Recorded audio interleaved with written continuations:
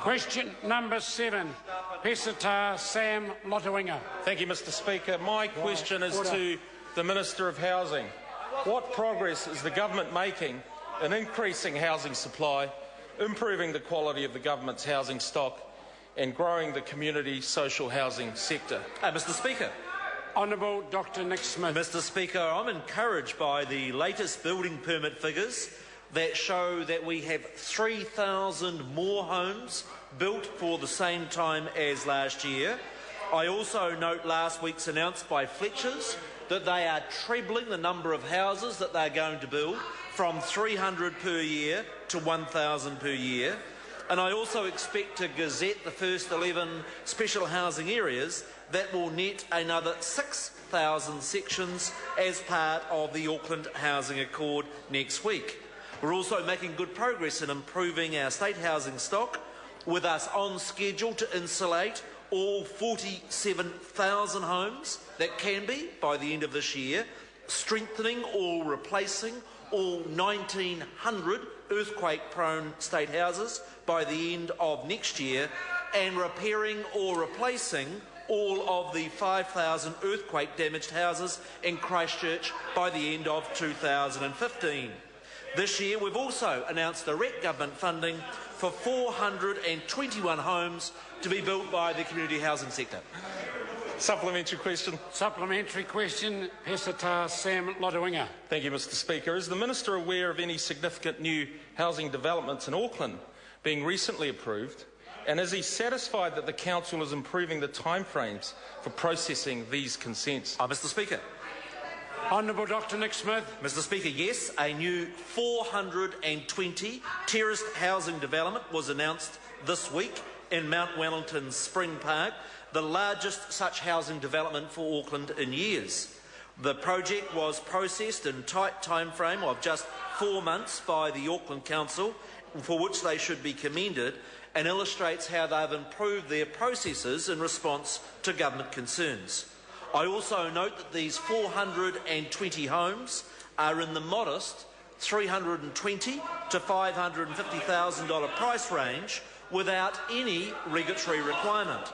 This confirms that the market will respond to the demand for lower cost housing if we create the right environment.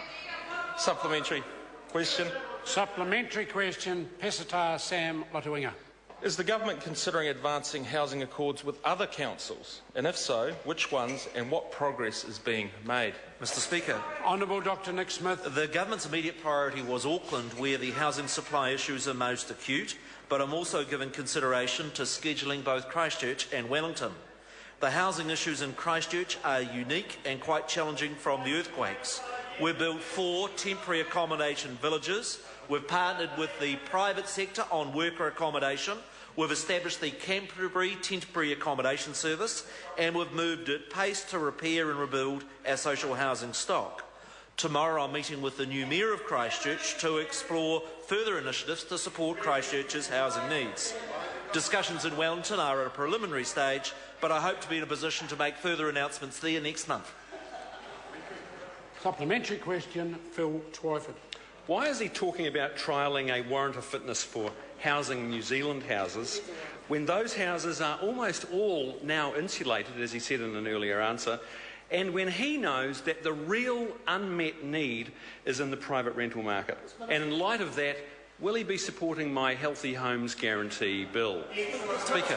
Order. Honourable Dr Nick Smith. Mr Speaker, the immediate priority for this government was insulating the appalling state of state houses where, after 9 years of the previous government, 45,000 state houses had not had a bean spent on their insulation. We are nearing the end of the completion of that insulation work, but it is incorrect to say that insulation alone is the only quality issue that we want to explore with the warrant of fitness. The government's work about that warrant of fitness idea is advancing, and I hope to be in a position in a matter of months to make announcements about that work. Question number 8, Gerry.